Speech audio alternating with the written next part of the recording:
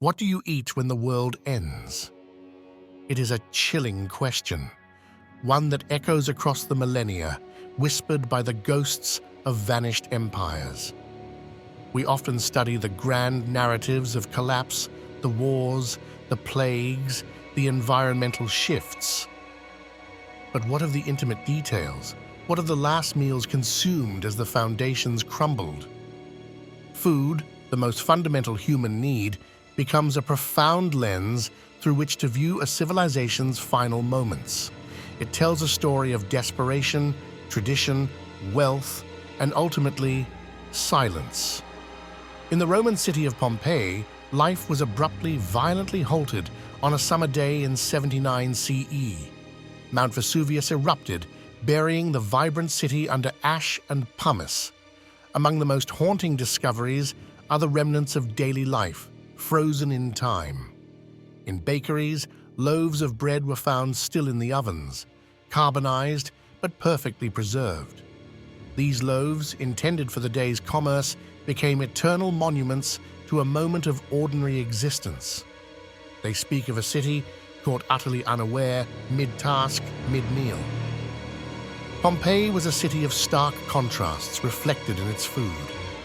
The elite dined on lavish, multi-course banquets featuring exotic imports and complex preparations. Meanwhile, the poor subsisted on simple fare: bread, olives, vegetables, and perhaps a little fish. Both rich and poor shared that final, unsuspecting day. The carbonized bread, a staple for everyone, serves as a poignant symbol. It represents the common fate that awaited all, regardless of status, when nature unleashed its fury. It is a tangible link to the past, a final meal interrupted, a civilization's story abruptly ended with a loaf of bread turned to stone. The classical Maya civilization, a beacon of art, astronomy, and architecture, did not fall in a single catastrophic event. Its decline was a slow, agonizing process stretching over centuries. Environmental factors, particularly prolonged periods of drought, played a significant role. The lifeblood of their agriculture, maize, began to fail. Maize was more than just food.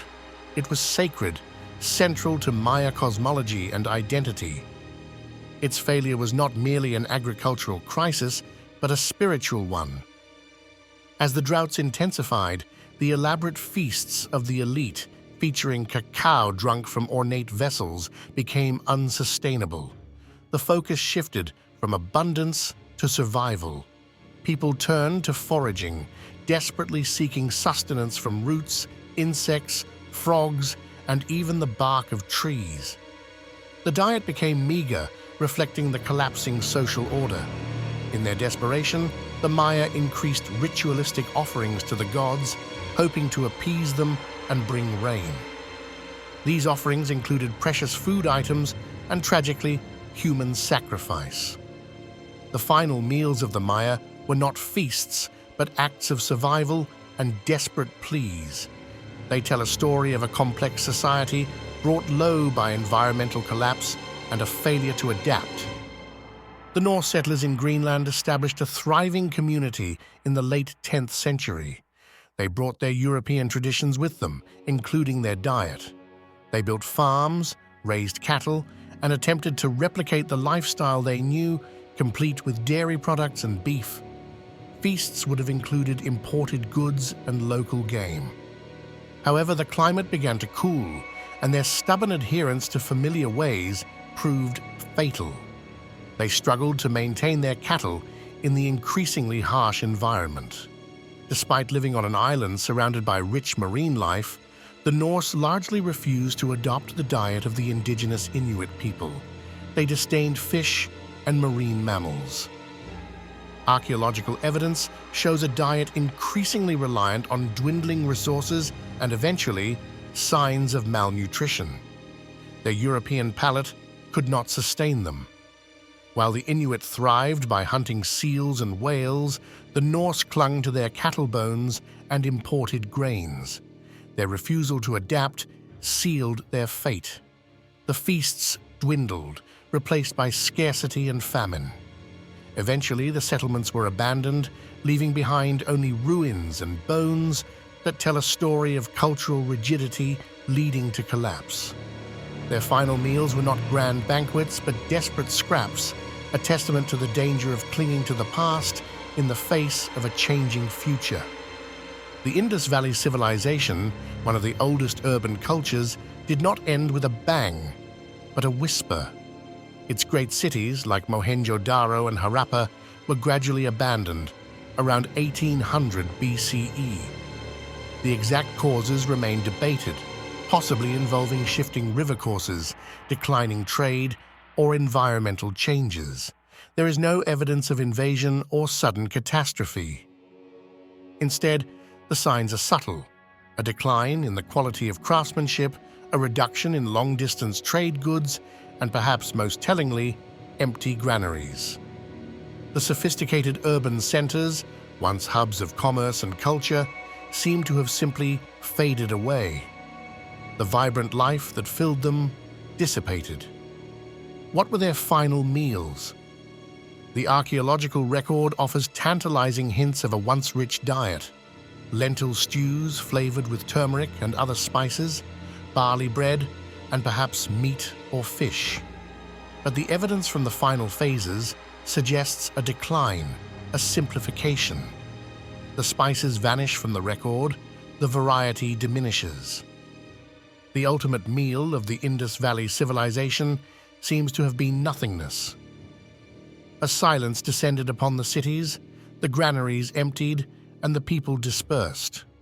Their legacy is one of mystery, a great civilization that simply ceased to be, leaving behind only the silent stones of its once bustling cities.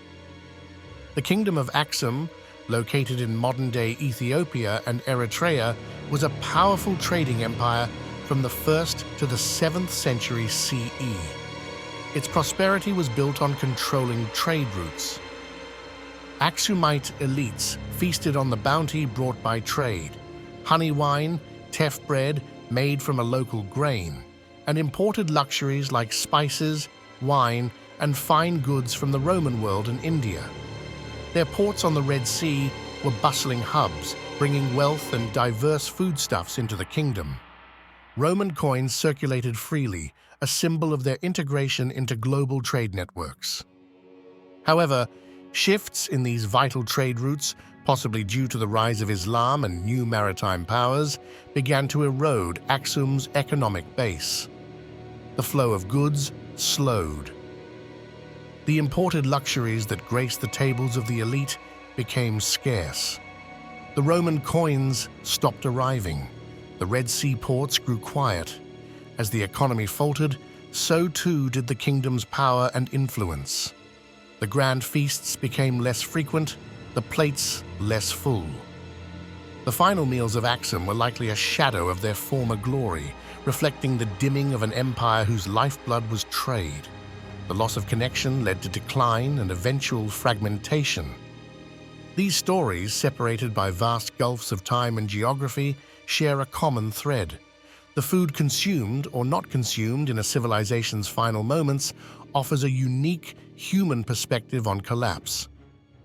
Whether it is the sudden interruption of Pompeii's bakeries, the desperate foraging of the Maya, the stubborn traditionalism of the Greenland Norse, the quiet disappearance of the Indus Valley, or the fading luxury of Axum, food tells the tale. It speaks of resilience and adaptation, or the tragic lack thereof. It highlights social inequalities, revealing who feasts and who starves when resources dwindle.